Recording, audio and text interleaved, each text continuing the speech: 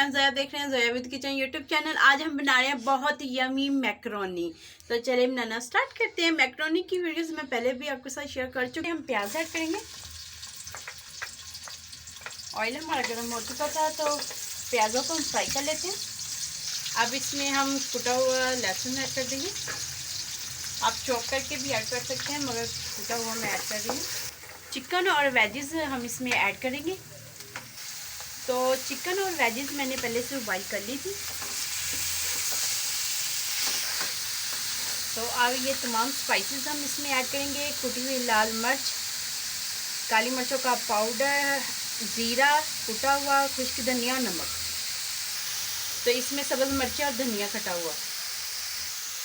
तो Knorr cubes की मैंने क्यूब्स ली थी, मैंने जिसे अच्छे से तोड़ लिया। और अदरक पाउडर इसमें ऐड करेंगे। तो माशाल्लाह से वेजिस हमारी पहले से बॉइल थी, तो इसमें हमें ज़्यादा टाइम नहीं लगा। तो ये अब हम इसमें